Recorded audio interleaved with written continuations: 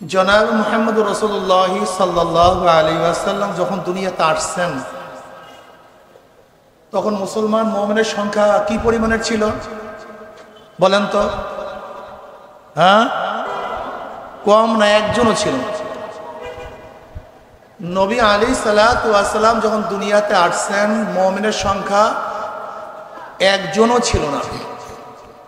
পুরুষদের মধ্যে সর্বপ্রথম ইসলাম গ্রহণ করছেন আবু বকর সিদ্দিক রাদিয়াল্লাহু তাআলা আনহু। মহিলাদের মধ্যে সর্বপ্রথম আম্মাজান খাদিজা কুবরা রাদিয়াল্লাহু তাআলা আনহা।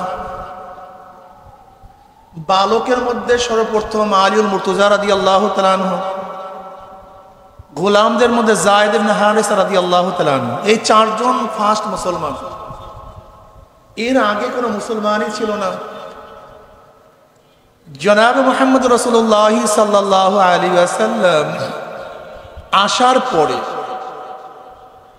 তিনি এমন কি কাজ করেছিলেন যে কাজের ভিত্তিতে সব জায়গায় মুসলমান মুমিন এমনকি অর্ধ জাহান পর্যন্ত ওমর ইবনে খাত্তাব রাদিয়াল্লাহু তাআলা জমানায় তিনি শাসন করেছিলেন। সেই কাজটা কি ছিল বলেন? দাওয়াত। জোরে বলেন, জোরে বলেন। এই দাওয়াতের মাধ্যমেই জনাব মুহাম্মদ রাসূলুল্লাহ সাল্লাল্লাহু আলাইহি ওয়াসাল্লাম মানুষদেরকে দিনদার নেককার বানিয়েছিলেন।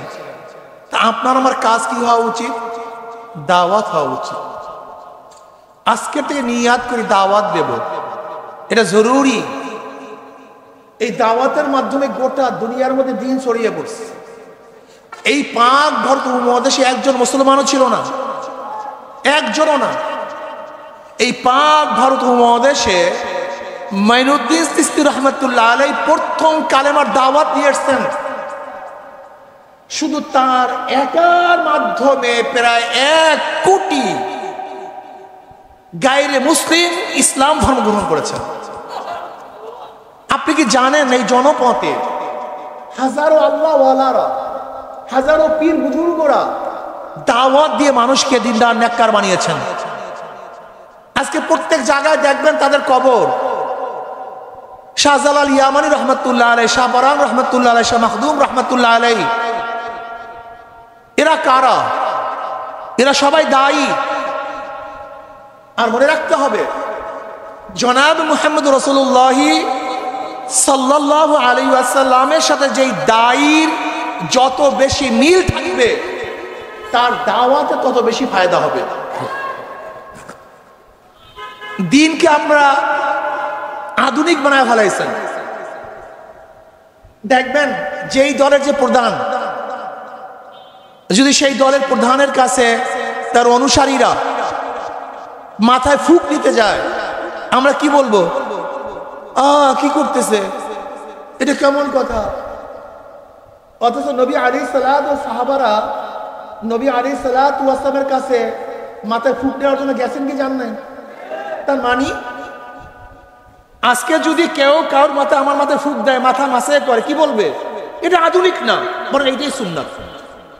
এটা আধুনিক না, কিন্তু এটা সুন্নাত। কিন্তু এটা আমরা ভুলে গেছি। নবী আলাইহিস সালাতু ওয়াস সালামের কাছে তার সাহাবারা কিভাবে বসতেন? আদব সহকারে বসতেন।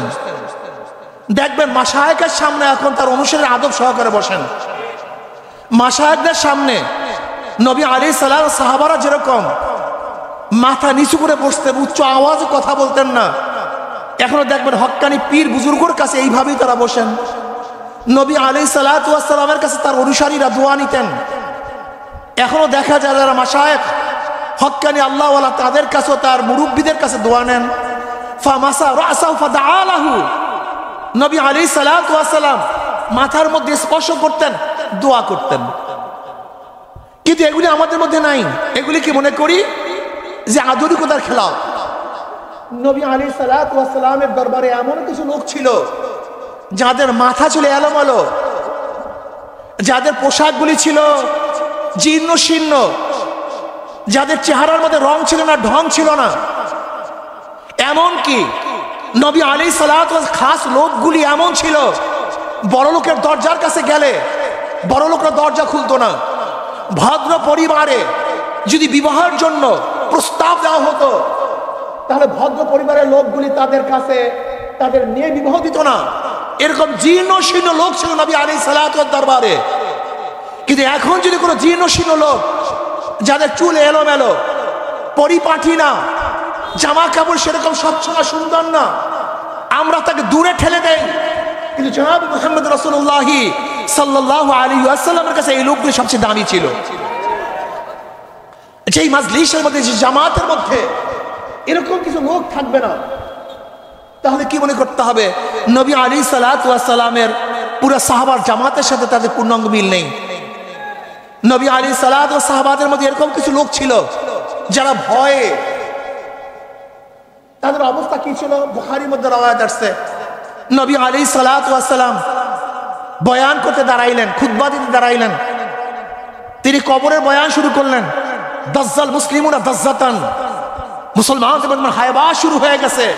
বুখারীর রওয়ায়াত, কান্নাকাটি শুরু হয়ে গেছে। নাসাইর মধ্যে বিতাফসীল আসছে। নবী বলেন, আসমা বিনত আবু বকর রাদিয়াল্লাহু আনহা বলেন যে নবী আলাইহিস সালাত বয়ানের কারণে শ্রোতাদের মধ্যে এমন চিল্লাচিল্লি, কান্নাকাটির রো শুরু হয়ে গেছে যে নবী কি বয়ান করতেছিলেন আমি শুনতে পাইতেছিলাম না। যখন নবী আলাইহিস সালাম বয়ান শেষ, কান্নাকাটি শেষ হয়ে গেছে, রাবি বলেন আমি কাছের এক ব্যক্তিকে প্রশ্ন করছি, নবী আলাইহিস সালাত এমন কি বয়ান করেছিলেন যে বয়ানের কারণে মাজলিসের মধ্যে এই অবস্থা সৃষ্টি হয়েছে? তখন সেই কাছে থাকা ব্যক্তি বললেন, নবী আলাইহিস সালাত বলেছেন অচিরি কবরের মধ্যে দাজ্জালের ফিতনার মতো ফতনার সম্মুখীন হতে হবে। শুধু এতটুকু বয়ান শোনার সাথে সাথে পুরো মাজলিসের মধ্যে চিল্লাচিল্লি, কান্নাকাটি রোল পড়ে গেছে। আজকে দেখা যায় কোন মাজলিসের মধ্যে যদি কান্নাকাটি, চিল্লাচিল্লি হয়, এটা আধুনিকতার খেলাফ। হ্যাঁ, আধুনিকতার খেলাফ, কিন্তু এইটাই নবীর জামাতের কাছাকাছি। নবী আলাইহিস সালাম জামাতের মধ্যে ভুরি ভুরি হাদিসের মধ্যে আসছে, নবী আলাইহিস সালাতু ওয়াস সালাম যখন বয়ান করছেন, কানতে কানতে কানতে কান্নার রো শুরু হয়ে গেছে। এখন দেখা যায় আমাদের অনেক মাজলিসের মধ্যে কান্না আসে না। যদি কান্নাকাটি থাকে, এটা আধুনিকতা মনে করি না। হ্যাঁ, এটা আধুনিকতা না, কিন্তু এটা নবীর পাশের সেই মাজলিসের সমসাময়িক, এরকম মনে করতে পারেন।